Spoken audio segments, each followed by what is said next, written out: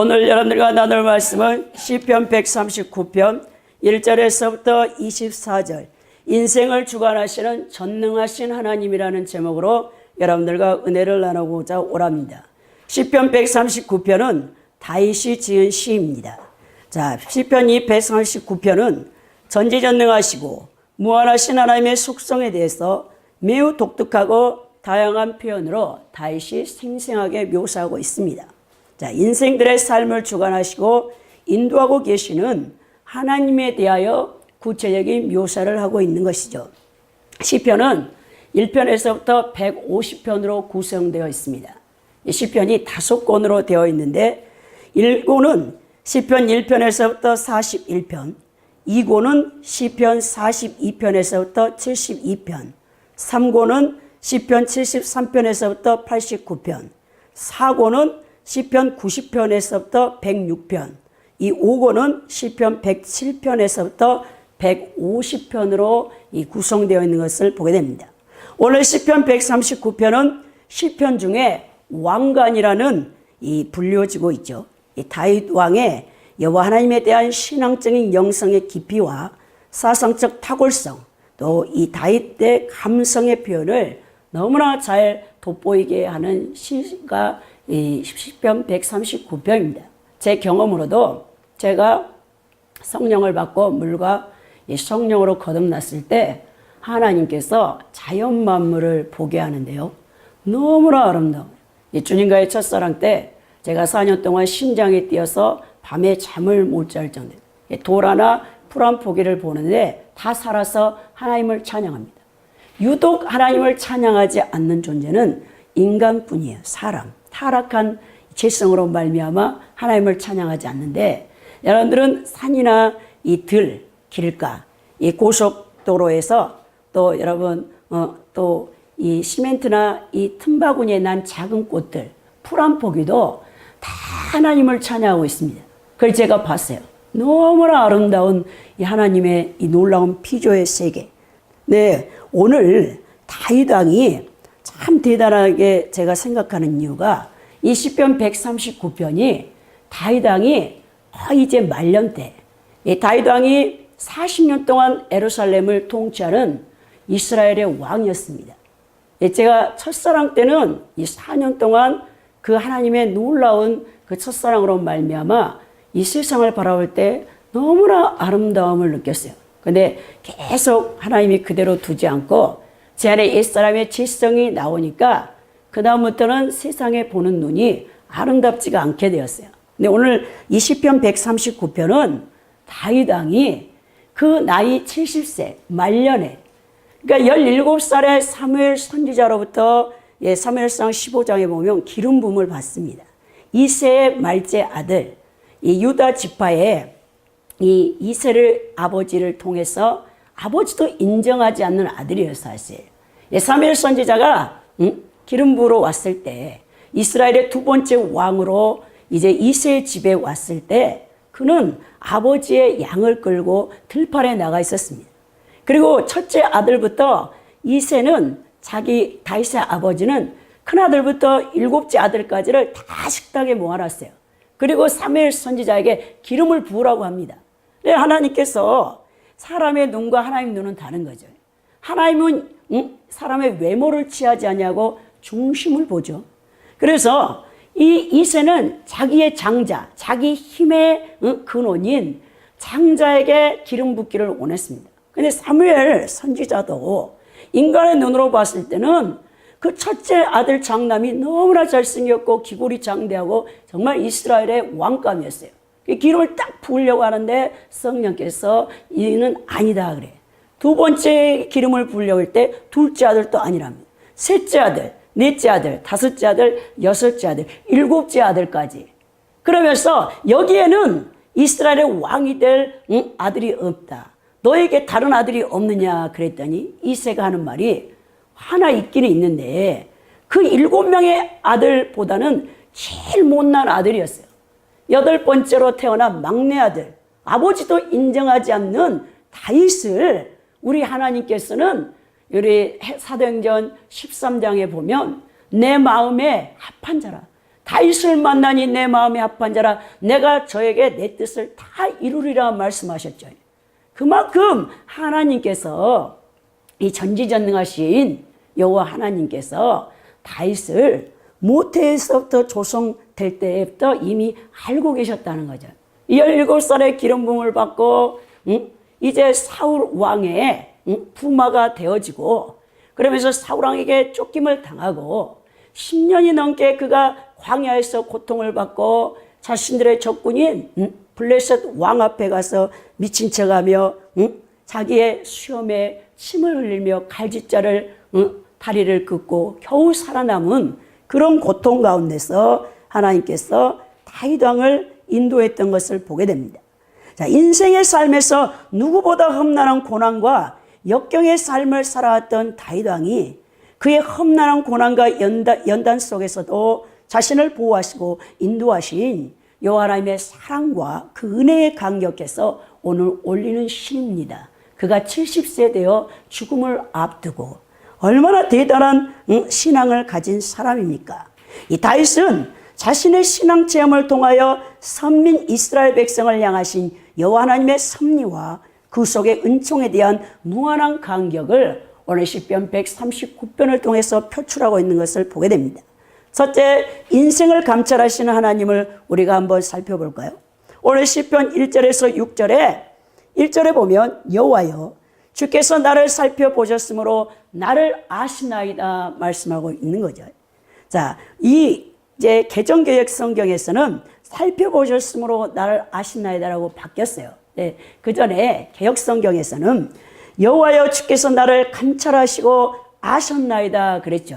이 감찰하다 히브리어로 이게 하카르탄인데 당신이 나를 찾으셨다. 하나님께서 나를 찾으셨다는 뜻입니다. 이 찾았다는 원래 뜻, 감찰하다는 원래 뜻은 물줄기나 금속을 찾기 위하여 땅을 파거나 뚫는 것을 가리킬 때 사용되는 말이에요. 하나님께서 땅을 파헤치고 드러내시지 자세하고 정확하게 인생의 마음을 살펴보고 계신다는 뜻이죠. 여기 우리가 지금 예배드리러 다 앉아 있지만 하나님께서는 여러분의 겉모습, 외모를 보지 않으세요. 하나님께서는 여러분들의 중심을 보고 있습니다. 자, 다윗은 전지하신 하나님께서 자신의 모든 것을 알고 계신다고 고백합니다. 여러분 그렇습니다. 하나님께서는 불꽃 같은 눈동자로 여러분들의 심장과 폐부를, 생각과 마음의 상태를 우리 하나님께서 지켜보고 계신다는, 감찰하고 계신다는 것입니다. 여러분들이 소원한 일들의 그 동기부터 살피시는 하나님, 하나님께서는 우리를 지으신 분이기 때문이죠. 자, 토기장이가 에레미야에서 보면 토기장이가 진흙 한 덩어리를 가지고 천이 쓸 그릇과 기 쓸 그릇을 만든다고 했어요. 그런데 우리가 그것은 이제 에레미야 선지자도 그렇고 이사야 선지자도 하나님의 절대 주권에 대해서 많은 얘기를 하고 있습니다. 우리 한 사람 한 사람을 향하신 하나님의 그 절대 주권과 섭리, 우리는 이 한계성을 가지고 있는 피조물이기 때문에 하나님의 생각과 하나님의 뜻을 온전히 알 수 없죠. 우리가 기도해야 될 이유가 거기 있다는 거죠. 자, 우리가 예수 그리스도를 믿고 구원받은 성도라고 할지라도 우리 안에는 아담의 원죄의 독성이 그 찌꺼기가 남아있어요. 그래서 우리가 예수 그리스도를 믿어서 물과 성령으로 거듭났을 때 우리를 의롭다고 칭해 주셔서 우리가 칭의된 의, 하나님의 전가된 의를 가졌습니다. 그러나 그것으로 끝나는 게 아니에요. 일생 우리가 바로 구원받고 천국 가는 것이 아니고 우리의 죄성, 이 마귀적인 옛뱀의 독성을 제거하기 위해서 이 험난한 광야 같은 세상에서 여러분들을 오랜 세월 동안 살게 하셔서 성화의 과정 가운데서 우리 하나님께서 정화를 시키고 있는 것을 보게 됩니다. 성도라고 할지라도 아직 죄의 독성에서 완전히 정화되지 못해 예수님 믿기 전에 사탄의 노예로 사로잡혀 즐겨 행했던 습성들, 마귀적인 성품이 많이 남아 있어서 더러운 찌꺼기들이 우리 영혼육 가운데 감싸고 있는 것이죠. 자, 그래서 우리가 계속해서 거룩을 지향하며 하나님이 거하시는 천국을 향해 나가야 되는 것을 보게 됩니다. 이 다윗 왕의 인생을 굽이부기 살펴보면 하나님께서 엄청난 은혜를 베풀었지만 이 지성으로 말미암아 하나님 마음을 엄청 아프게 한 적도 많았어요. 이 시편 51편이 밧세바와의 간음 사건을 통해서 우리 하나님 앞에 하나님의 인격을 모독하고 죄를 범했습니다. 여러분, 자신의 충신인 우리아의 아내를 범해가지고 그 우리아의 아내를 여러분 아이를 갖게 한 죄, 그것이 발각될까봐 다윗이 전쟁터에 나가 있는 우리아를 불러들였지만 우리아가 자신들의 전쟁터에서 고통당하고 있는 자신의 신하들, 자기와 함께 전장에서 고생하고 있는 자기의 부하들을 생각하고 자기 아내에게 들어가 동침하지 않는 거예요. 그래서 다윗이 자신의 죄를 숨기려다가 실패하니까 이 살생부, 자신을 죽이기로 계획한 다윗의 살생부의 서신을 가지고 요압 장군에게 돌아갑니다. 요압이 다윗 왕의 계략을 눈치채고 이제 우리아를 제적군의 여러분 전장터에 그 부하들과 함께 내몬 다음 자신들은 다 빠졌어요. 이 적군이 쏜 화살에 그 충신이 우리아가 죽게 되는 거죠. 여러분, 간음죄를 범했다가 살인죄를 범하여 하나님 앞에 엄청난 큰 죄를 범했던 다윗 왕. 여러분, 우리가 다윗과 같은 실수를 누구나 하는 것이죠. 그래, 우리 하나님께서 우리 같으면 다윗을 용서하지 않았을 거예요. 근데 하나님은 그렇지 않는 거죠. 이 감찰하신 하나님, 나의 중심을 살피신 하나님, 우리가 질성을 갖고 있다는 것을 다 알고 계시는 하나님께서 다윗을 용서하는 것을 보게 됩니다. 이 다윗이 오늘 하나님이 자기를 살피는데 뭘 살피냐?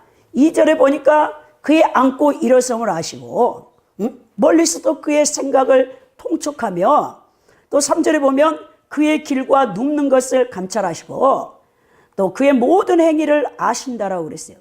또 4절에 보면 그의 혀의 말을 아시고 그의 전우를 들으시며 안수하심을 고백하고 있는 것을 보게 됩니다.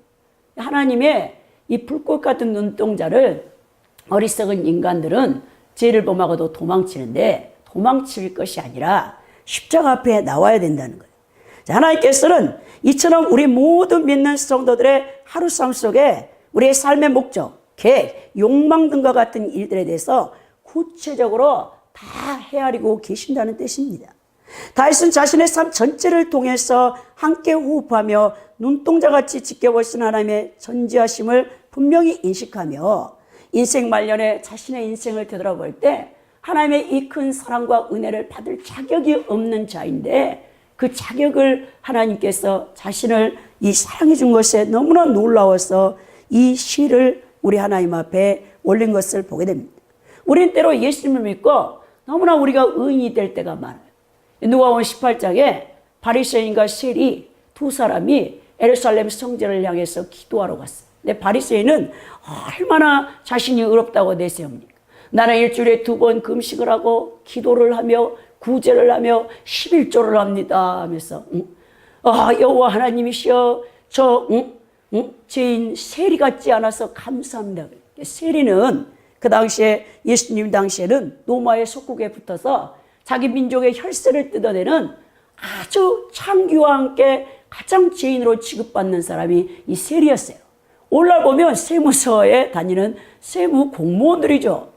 예, 누가복음 19장에 세무서장인 삭개오도 나오는데 이처럼 이 세리가 가장 죄인 가운데 속했는데 세리는 항상 자기가 죄인이라는 걸 아는 거예요. 그리고는 여호와의 성전에 가서 예루살렘 성전에 가서 고개를 들지 못하고 여호와 하나님이여 나를 불쌍히 여기소서 그랬다는 거예요.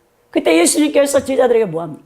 바리새인의 기도와 세리의 기도 가운데 누가 여호와 하나님께서 그 기도를 받으시겠느냐 했을 때 세리의 기도를 받으실 거라고 얘기한 것을 보게 됩니다.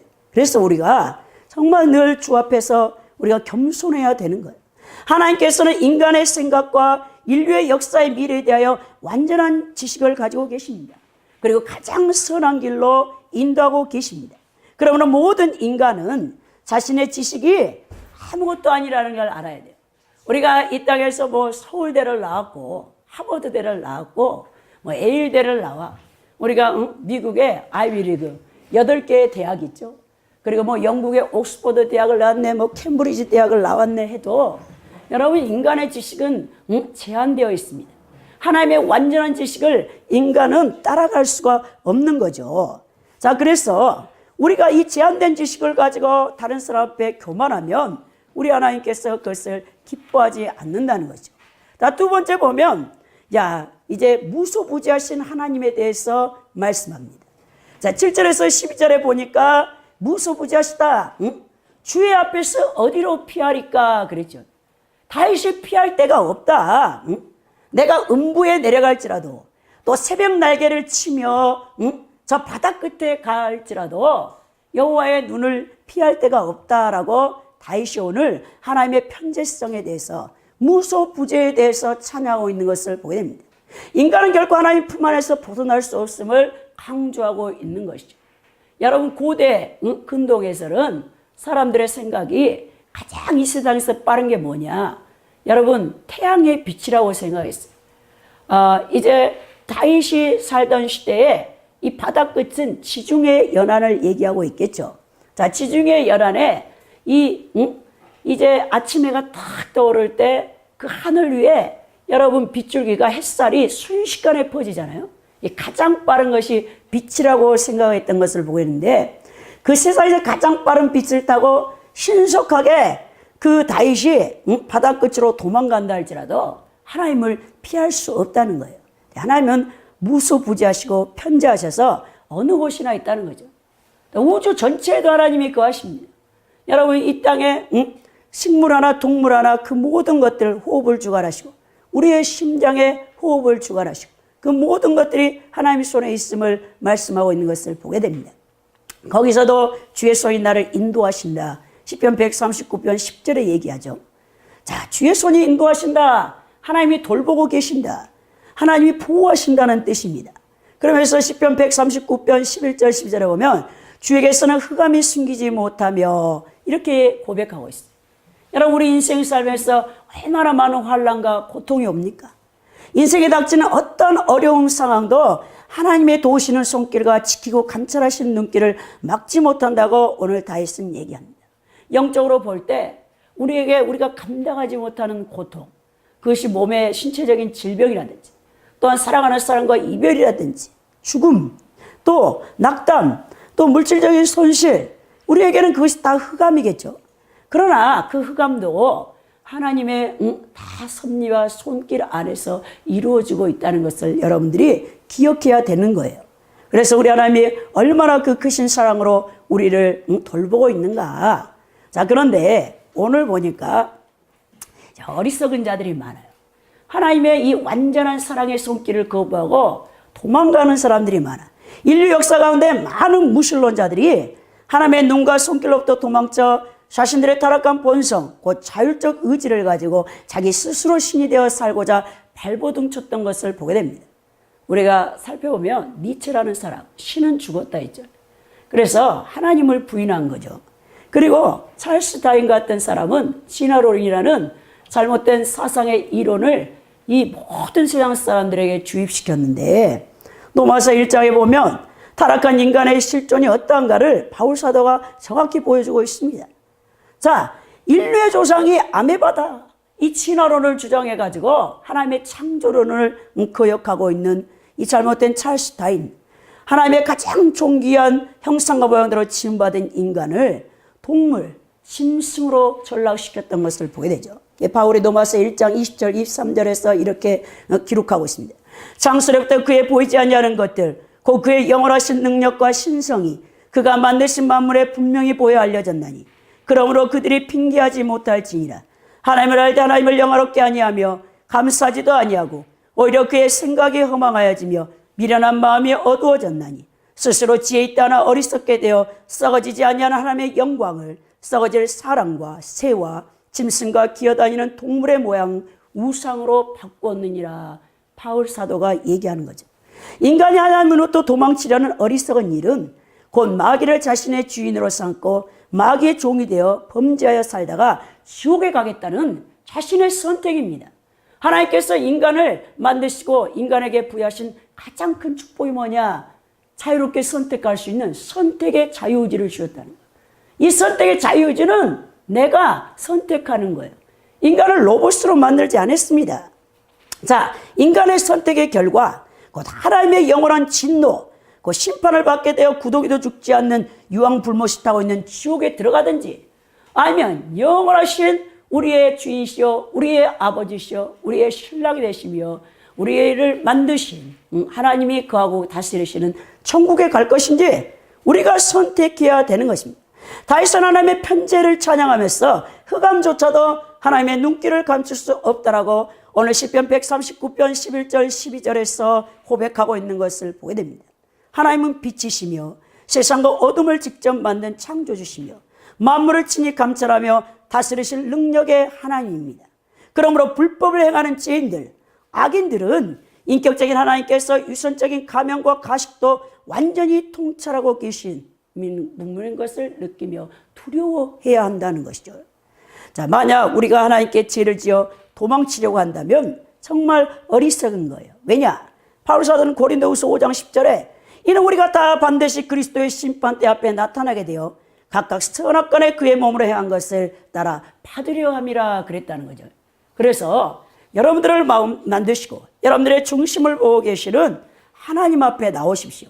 죄 짓고 도망가지 말고 십자가 앞에 나와 두 손 들고 나와 나는 죄인이었소이다. 나의 죄를 용서해달라고 여러분들이 통의하며 자복하면 우리 주 예수 그리스도의 보배로운 피로써 여러분들의 죄를 다 씻어주시고 여러분들을 흰눈보다 더이고 양털보다 깨끗하게 하실 그 놀라운 하나님의 은혜를 받으시기를 예수 그리스도의 이름으로 축원드립니다.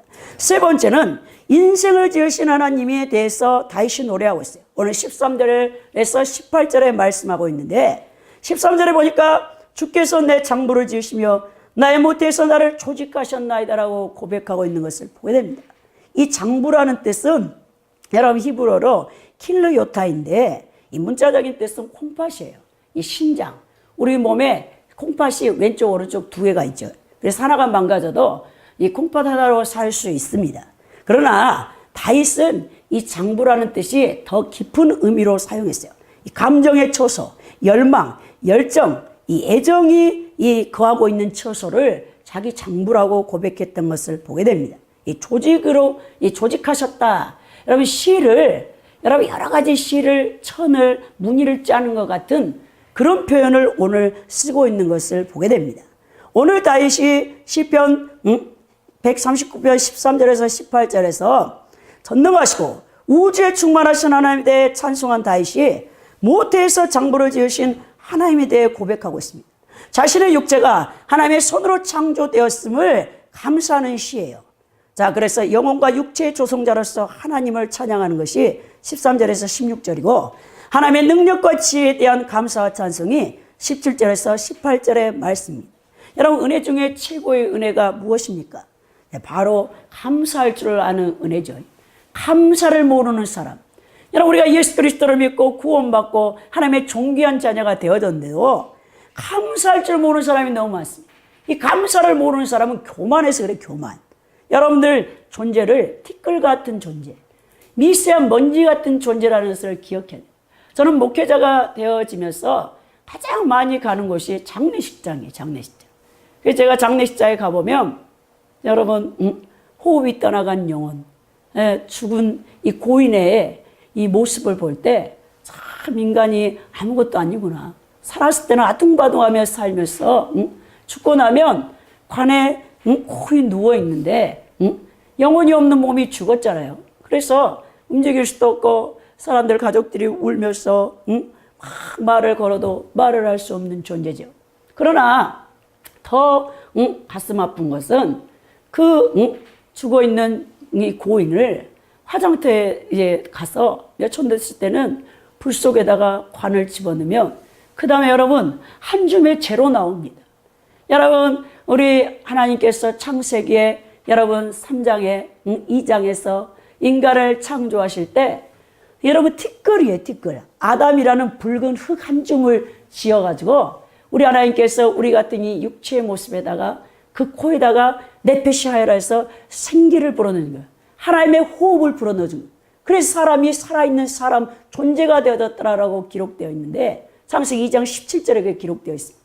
여러분 우리가 막 이 세상에서는 아둥바둥하고 우리는 뭐가 없네 없네 하고 원망불평하고 살지만 여러분 사실 죽음을 맞이하는 순간 인간이 어쩌면 예수 믿는 또 분에 한해서 가장 여러분 존귀한 시간이에요. 왜? 죽음은 이 세상의 모든 것을 벗어버리고 영원한 세계인 천국을 향해 들어가는 관문이기 때문에 그렇습니다.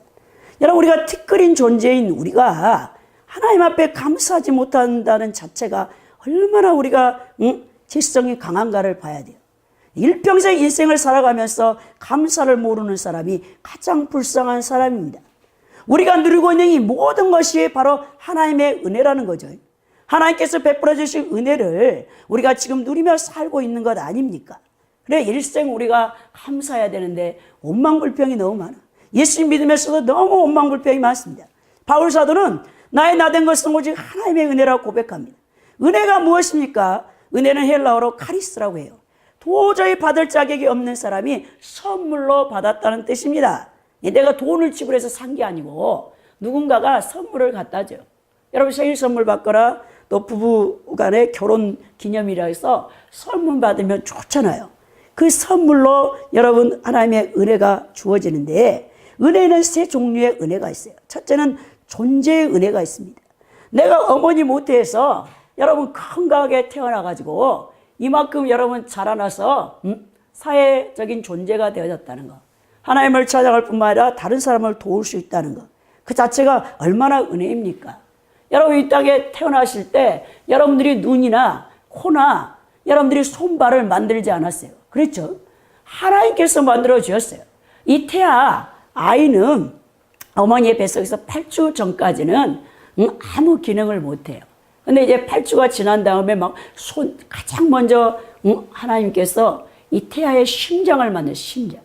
여러분 지금 심장 튼튼한 하나님이 주신 심장으로 막 5, 60년 더 나가 100년을 사는데 여러분 인공 심장이 100만 불이에요. 100만 불. 여러분 너무나 감사할 게 많은 거예요. 심장 하나 망가지면 심장 하나밖에 없잖아요. 이거 망가지면 여러분 100만 불이에요. 100만 불어치. 근데도 우리는 하나님 주신 심장으로 평생을 살다가 심장이 멎으면 고인이 사망하셨습니다. 의사가 진단을 내리는 거죠. 여러분 콩팥이 망가지면 여러분 얼마나 콩팥도 소중한지 몰라요. 여러분들의 장부, 내장 하나하나가 다 하나님이 창조해 주셨는데 여러분 그거 하나 망가지면요 이식 받아야 돼요.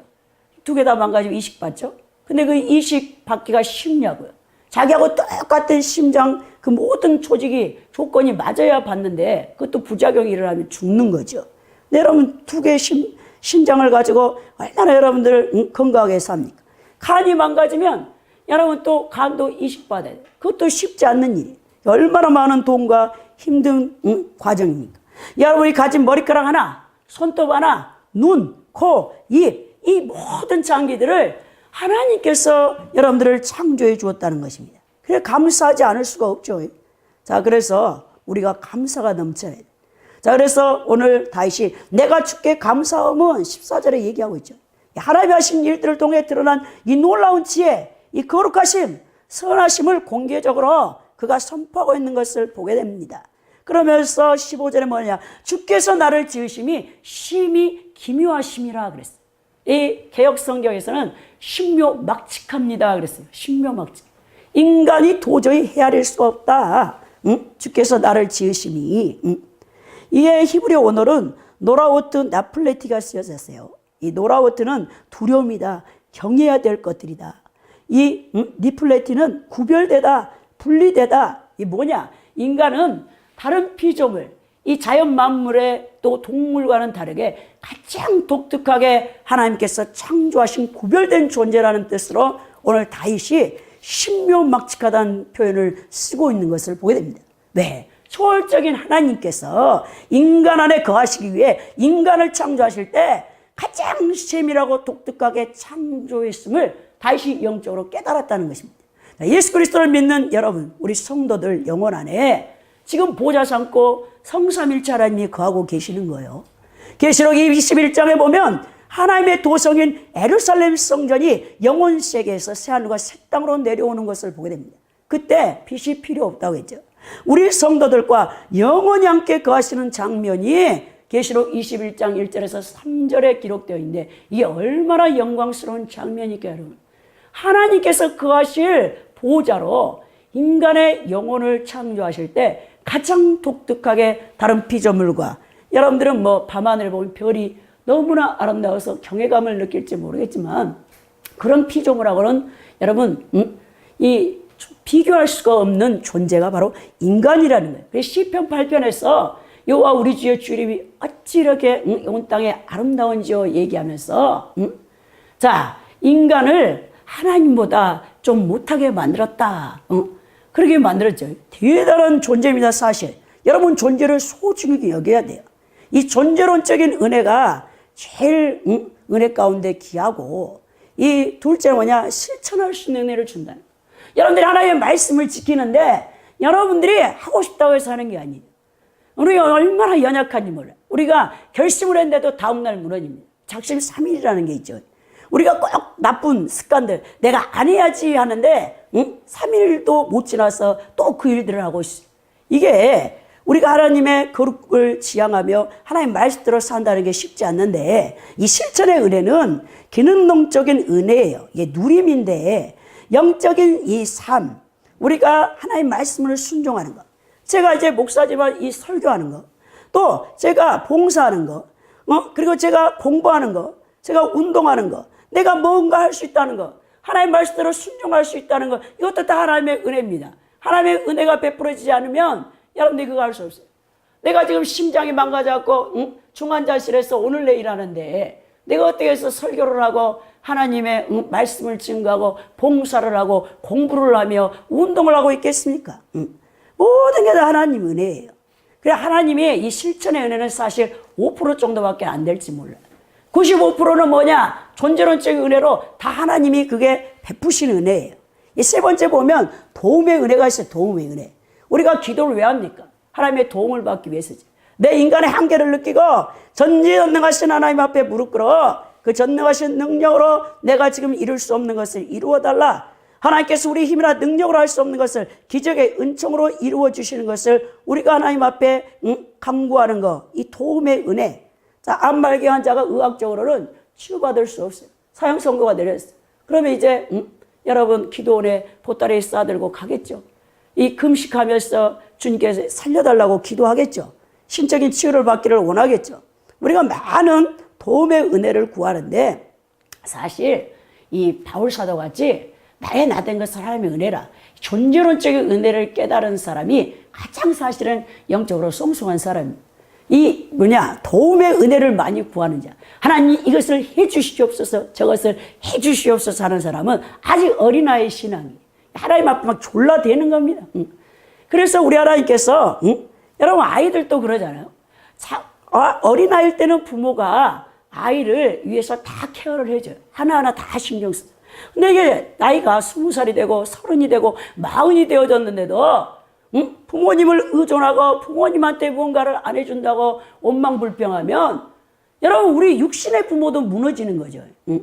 이제 그 정도 나이가 먹었으면 자기가 이제 부모를 생각해서 어떻게 하면 부모님 앞에 기쁨을 돌려드릴 수 있을까?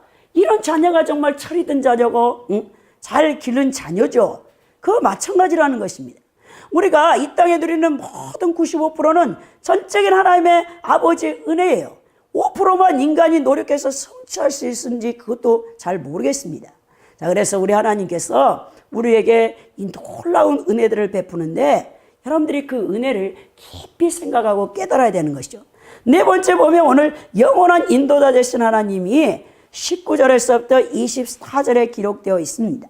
자, 시공을 초월하여 존재하시는 하나님께서 이제 결론적으로 다윗이 뭘 얘기하냐?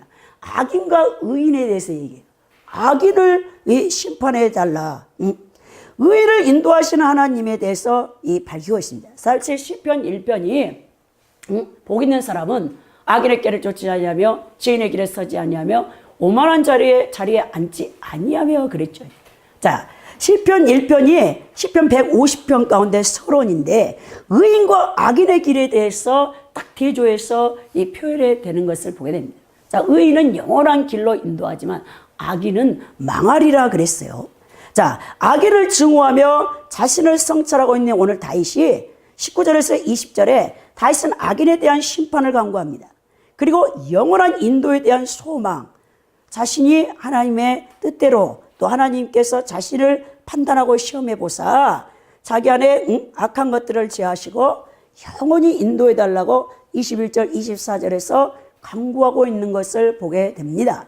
자, 다윗은 사실 개인적인 복수로 물론 다윗이 왕의 자리에 있었기 때문에 수많은 대적들에게 쫓김을 당하고 친아들인 압살롬에게조차 압살롬의 반역으로 말미암아 그가 맨발로 쫓겨났던 것을 우리가 사무엘상 배경을 통해서 보게 되지만 사실 자신이 이 개인적으로 악인들에 대해서 이 하나님 앞에 심판하라는 뜻이 아니에요.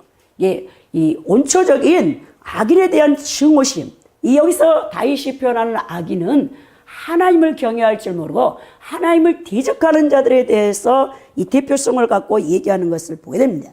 다윗은 하나님을 경외하는 마음을 가진 진실한 신앙이었습니다. 다윗은 하나님의 거룩하심과 악을 미워하는 속성을 묵상하며 자신의 생각과 행동을 반성해보고 자, 바른 길로 갈 수 있도록 하나님 앞에 간구하고 있는 것을 보게 됩니다. 자, 다윗은 하나님의 공의의 속성을 알고 있었죠. 자, 하나님의 공의의 속성, 죄인들은 반드시 심판하신다. 자, 하나님께서 창조하신 놀라운 피조세계에 악을 행하는 악인들에 대한 극한 의분을 드러내고 있는 것을 보게 됩니다. 하나님께서는 지구상의 모든 사람들이 다 구원받고 하나님을 경외하며 섬기는 예배자가 되기를 원하는 거예요. 근데 모든 사람들이 하나님의 일반 은총을 받고 있으면서도 그들을 먹이시고 입히시고 돌보시는 은혜를 받고 있으면서도 하나님을 대적하며 예수 믿는 그리스도인들을 박해하며 고통을 주는 것을 볼 때 우리 믿는 성도들도 다윗과 같은 울분이 터질 때가 많은 것을 보게 됩니다. 그래서 오늘 23절에 보니까 하나님이여 나를 살피사 그랬죠. 오 나의 하나님이여 나를 면밀히 살펴보십시오 라고 다윗이 고백하는 거예요. 이 살핀다는 뜻은 하나님의 공의로운 판단이 어떤 사물을 샅샅이 조사하는 것을 가리키고 있어요. 하나님 판단 앞에 가감히 자신을 내놓는 다윗이죠. 그러면서 전능자 하나님이 인정할 수 있는 신앙을 갖고 있는가 자신을 살펴보라. 내게 무슨 악한 행위가 있나 보시고 24절에 얘기하고 있죠. 여기서 악한 행위는 히브리어 오체부라는 이 단어가 쓰였는데 형상 우상을 뜻하고 있습니다. 그러니까 하나님 외에 다른 우상을 내가 섬긴 적이 있습니까? 라고 물어보는 거죠. 하나님 앞에 감찰해 보는 거죠. 그러면서 나를 영원한 길로 인도해 달라. 하나님과 이 땅에서도 이 임마누엘 복, 더 나아가 천국에 갈 수 있는 은총을 베풀어 달라고 오늘 다윗이 얘기하는 것을 보게 됩니다. 제가 여러분들에게 한 분 귀한 목사님의 간증을 들려주고자 원합니다. 여러분들이 유튜브에서 딱 들어가서 임현수 목사님을 쳐보시기 바랍니다. 이 임현수 목사님이 어떤 분인가? 이 캐나다에서 이 목회를 3,000명에 되는 목회를 하고 계신 분이에요. 그 탈북자들을 돕고 이 18년 동안 북한을 150번을 왔다 갔다 했던 분입니다. 이분은 원래 CCC 간사로 13년 동안 간사로 계시다가 86년도에 캐나다로 이민을 가셨어요. 거기서 그래서 교회를 세워서 3,000명 되는 한인교회를 이끄시는 대단한 영적으로 훌륭한 분이십니다. 근데 이분이 1996년에 그 캐나다의 이 선교회 연합회에서 딱 보니까 북한이 그때 너무 어렵다. 굶주린 자들이 너무 많다. 이제 그 소식을 듣고 자신이 원하지도 않았는데 그 연합회에서 대표로 임현수 목사님을 이렇게 초청을 한 거예요.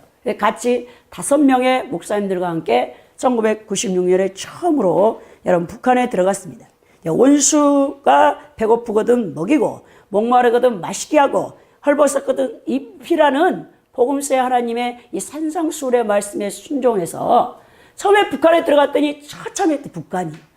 그 모습을 보고 어떻게 그리스도인으로서 안 도울 수 있는가. 그래서 이제 북한에 처음 다녀와서 타가소의 아이들이 30명이 쓰러져 있고 한 집 건너서 1명이 쓰러져 있고 정말 말할 수 없는 그 아사 직전에 죽어가는 북한의 주민들을 보고 이제 교회 돌아와서 성도들에게 우리가 북한 선교를 해야 되겠다 이렇게 이제 선포하시고 이 18년 동안 북한을 150번 왔다 갔다 하시면서 지구소 비즈니스 사업, 국수공장, 선박 5채를 대여해가지고 게를 막 꽃게, 뭐 대게, 뭐 청게, 홍게 너무나 많대요. 게가.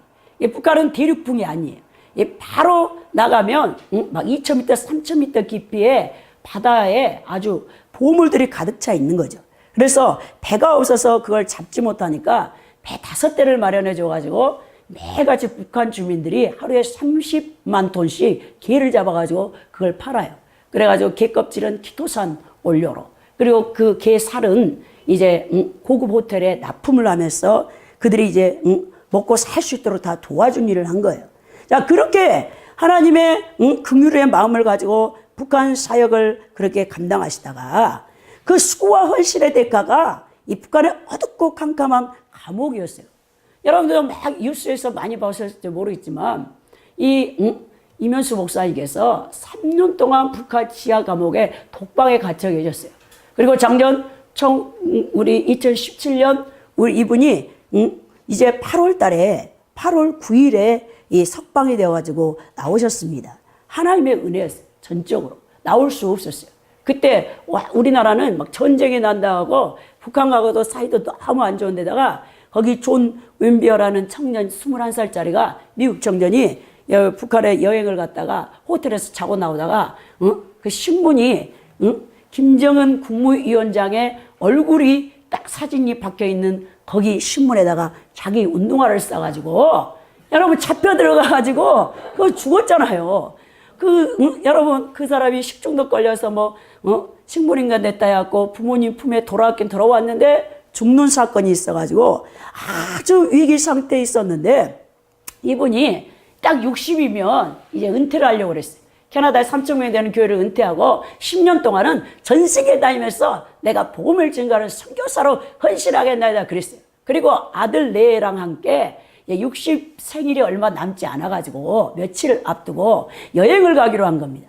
교회에서는 다 은퇴하겠다고 선언을 했고 이 아들 이제 며느리 함께 여행을 가기로 해놨는데 북한의 고위 당국에서 연락이 왔어요.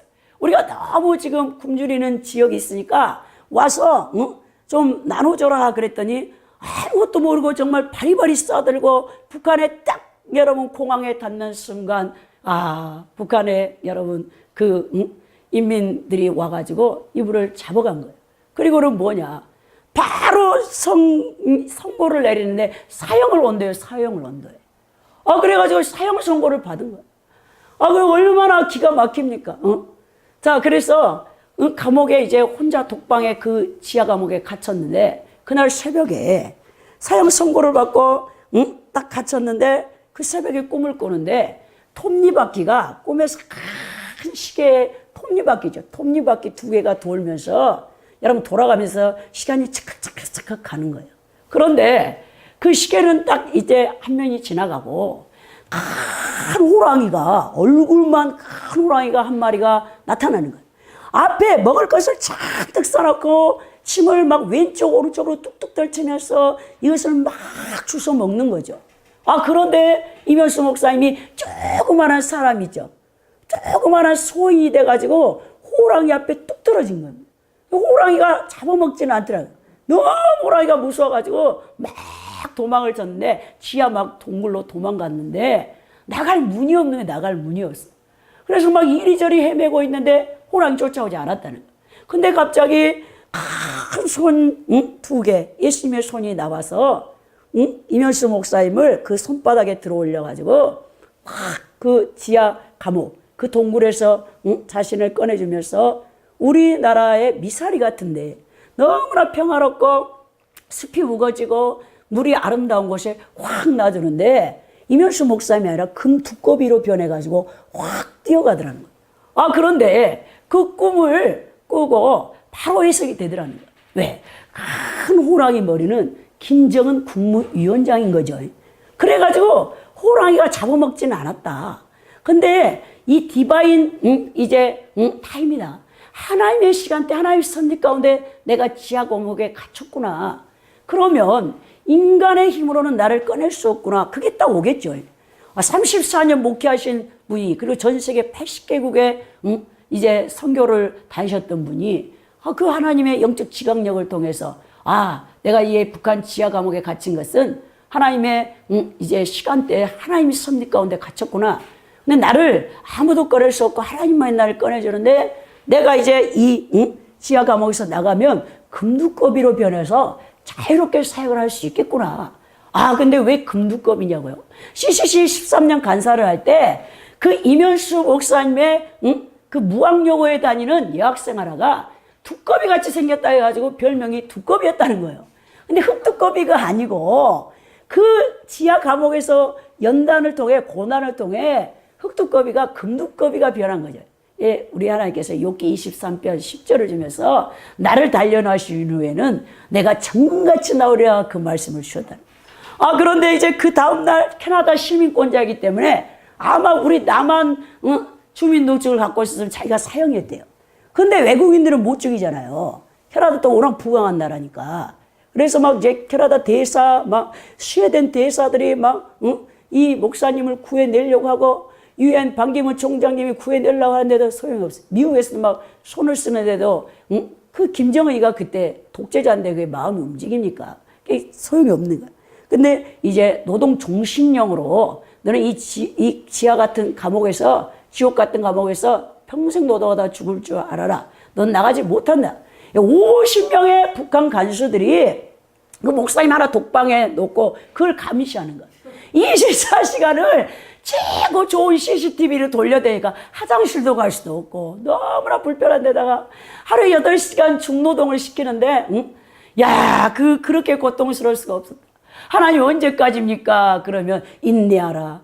계속 그 말씀만 내적 음성만 들려오니 얼마나 고통스럽습니까? 그런데 너무 놀라운 하나님의 은총의 표적을 보여주옵소서 그렇게 기도했더니 우리 하나님께서 옥수수밭에 한여름에 막 일을 하는데 엄청 더웠다는 거예요. 그런데 갑자기 생각해보니까 요나가 생각이 나더니 요나가 더울 때 박넝쿨이 나가지고 요나를 떼약볕에서 가려줬지. 그럼 나는 하나님 앞에 바람을 요청해야 되겠다. 이 더운 옥수수밭에서 이 중노동을 하는데 바람이 그러면 얼마나 시원할까 하면서 주여 바람을 불게 하여 주시옵소서. 그러니까 갑자기 대형 선풍기가 불어내는 바람 같은 바람이 산 골짜기에서 확 날아와가지고 목사님을 그렇게 시원하게 해줬다는 거예요. 그리고 또 놀랍게 이 3년 동안 2년 6개월 9일을 갇혀 있었는데 이제 캐나다의 대사가 2번, 스웨덴 대사가 2번, 8개월에 한 번씩 면회가 왔는데 전 세계 사람들이 놀라운 것은 기독교가 역사가 길어야 된다. 유럽에 있는 자기 얼굴도 모르는 이면수 목사님이 북한에 갇혀 있다는 소식을 듣고 전 세계 성도들이 이 편지를 썼는데 내가 기도하고 있습니다. 힘을 내세요. 열고 스웨덴 대사가 편지를 막 몇천 통씩 갖고 왔다는 거예요. 근데 그 대사들이 오려고 하면 그 감옥에 새 한 마리가 꼭 창문에 날라와갖고 아침부터 이렇게 노래를 불러줬다는 거예요. 하나님께서 피조물을 들어서 가지고 이면수 목사님을 위로하는 거죠. 그리고 그 고난을 견디게 하는 거죠. 소망을 주시는 거죠. 그런데 그 8월 9일, 작년 2017년 8월 9일 날은 4-5개, 5-6마리의 새가 한꺼번에 날라와가지고 노래를 부르니까 대사들이 면회 올 때는 한 마리만 왔는데 오늘은 뭔 일로 5마리, 6마리가 왔을까? 어떤 좋은 일이 있을까? 그랬더니 세상에 이 노임 받기 전에 풀려나기 전에 15분 전에 그걸 알고 막 재판을 하면서 이제 너희 나라로 돌아가라 그래서 추방명령을 팍 내려가지고 한국에 이제 캐나다에 돌아간 거죠. 그리고 지금 전 세계를 다니면서 북한에 대해서 얘기하는데 여러분 통일이 옵니다. 하나님의 때가 됐어요. 하나님의 시간이 됐습니다. 이 목사님이 북한을 150번을 왔다 갔다 하면서 북한이 200개 단위로 10만 명씩 해가지고 207개의 군으로 나눠져 있다는 거예요. 그리고 2천만 명인데 여러분 거기 가장 군마다 좋은 데가 혁명사적관이라는 곳이 있다는 거예요. 거기서 김정은, 김일성 주체사상을 가르치는데 교회에 세울 필요 없대요. 북한에. 한국교회, 대형교회에서 쓸데없이 돈을 모으고 있다. 왜? 북한이 이제 통일이 되면 이제 가서 교회를 세워주겠다는데 교회 세울 필요 없다는 거예요. 그 혁명사적관 43,000개가 있는데 거기다가 십자가만 걸면 교회가 된다는 거예요. 그러니까는 쓸데없는 거 하지 말고 일단 먹여 살려서 북한 주민들을 살려놔야 된다. 2천만 명을 살려놔야 복음도 증거하지. 다 사직절해주고 300명이 굶주려서 300만 명이 굶주려 죽고 북한군이 20만 명 젊은 애들이 떼죽음을 당하는 그 상황에서 그래서 곳곳이 얘기를 하는데 북한이라는 나라가 여러분 자원이 어마어마해. 여러분 금이 어마어마하게 나오고 여러분 석탄은 몇백 년 캐도 그거 다 못 캐는데요. 중국만 좋은 일 깨갖고 싼값에 중국이 석탄을 다 캐간다는데 빨리 통일이 돼가지고 그리고 막 바다가 여러분 보물이 가득하네요. 그러니까 너무나 어리석어. 이 북한은 기술이 없는 거예요. 기술. 최고의 북한의 이 세계 최고의 기술이 딱 하나 있는데 뭐냐면 땅굴 파는 기술. 이 땅굴 파는 기술은 50년이 돼가지고 여러분 그래가지고 빛나된 숨어있는 굴도 북한에 가서 온조해서 파주고 여러분 베트남의 굴도 다 북한 사람들이 가서 파는 땅굴 파는 기술은 따라갈 수가 없다. 그리고 또 하나 뛰어난 게 있다면 북한의 해커들. 1000명의 해커들이 미국이나 전 세계 정보를 빼오는데 기가 막히다는 거예요. 그 해커하고 땅굴 파는 기술밖에 없고 다른 정보 기술이 없어요. 이번에 문재인 대통령이 여러분 2박 3일 동안 평양에 남북 정상회담을 갔죠. 거기서 18명의 여러분 중재벌들을 다 데리고 갔어요. 왜? 가보니까 여러분 재벌들의 눈에는 뭐만 보니까 야 이거 개발해가지고 빨리 이걸 이제 북한을 개발시키겠죠. 무엇보다도 길을 놔줘요. 길을. 도로 공사가 안 돼가지고요. 여러분 눈 한번 많이 와도 여러분 옆 동네를 가지도 못할 정도로 그러겠죠. 철로를 빨리 놓고 도로 공사를 놓고 해가지고 시베리아까지 가게 만들어버려야 된다. 그러면 마지막 때 하나님께서 이 대한민국을 하나님께서 전세의 열방의 선교의 제사장의 효과로 들었을 것이다. 이면수 목사님이 간증을 통해서 제가 들었다니까. 얼마나 소망이 있습니까? 여러분 사람들은 물론 악인들, 세상 군왕들이 악인이라 했죠. 시편 2편에 보면. 근데 여호와 하나님께서 그들을 비웃으신다 했는데 우리 하나님께서 역사하고 계십니다. 이제 통일이 눈앞에 다가옵니다. 독일이 서독과 동독이 1989년에 통일되었어요.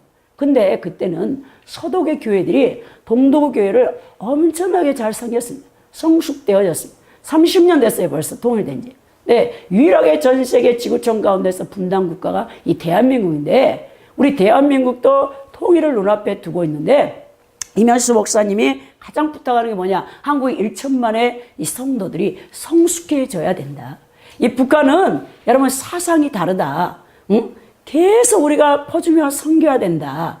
그들에게 여러분 한두 번 해주고 뭔가를 바래서는 안 된다. 오랜 시간이 걸린다. 그 얘기를 하면서 성숙한 한국교회와 성도들이 준비만 된다면 하나님께서 이제 북한의 문을 여시고 통일을 이제 우리 하나님께서 이루실 것이다. 그 비전과 소망을 주는 것을 제가 들었습니다. 여러분 얼마나 놀랍습니까? 이제 우리 하나님께서 이 대한민국을 써서 마지막 때 다시 오실 예수 그리스도의 재림의 길을 이제 인도하기를 원하신다. 지금 한국 사람들이 전 세계 800만 명이 디아스포라가 되어져서 흩어져 살고 있어요.